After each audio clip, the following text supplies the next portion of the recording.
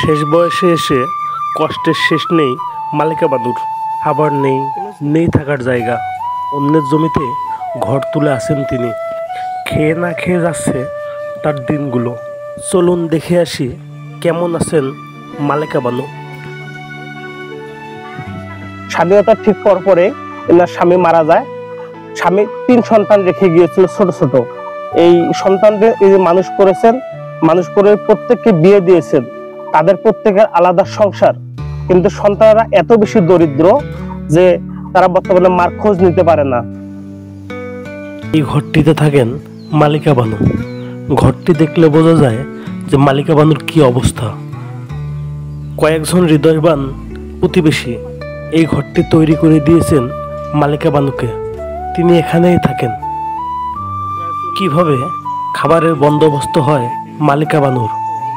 মাসে দিলে এক খাবার দেয়, তারা ফির একটা খায়, তারা ফির থয় দিয়ে আপনি ফির আরেকবার খায়। খাওয়া দাওয়া দিন আর হচ্ছে ওনার ছেলে মেলে কেউ কিছু দেয় না। দেয় কিভাবে দেবে তারা? একজন আছে শ্বশুর বাড়ি, একজন এখন খাস মাটির যা বাড়ি করছে এই উৎসবের ফেটে থাকে।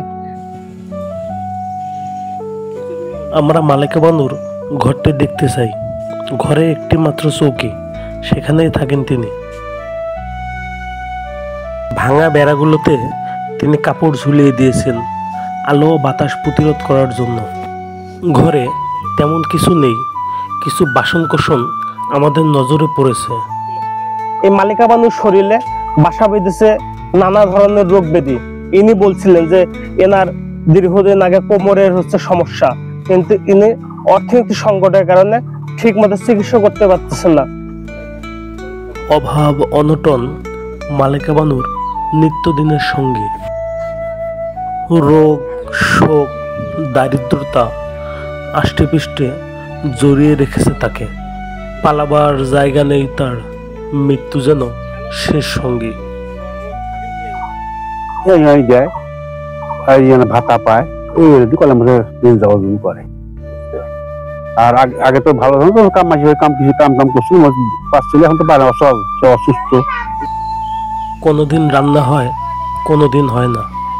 এই ঘরটাতেই পড়ে থাকেন ক্ষুধার্ত দেহ নিয়ে। তারপরও বেঁচে আছেন জীবনের নিয়মে। এই জায়গাটিতে ইনি বছর 2 থেকে বসবাস করেন। এর আগে ইনি আজকে এই জায়গায়, কালকে ওই জায়গায় থেকে জীবন যাপন করেছিলেন। এই অসহায় মানুষগুলোর পাশে দাঁড়ানোর জন্য সমাজের বিত্তবান ও দানশীল মানুষদেরকে আমি অনুরোধ করছি।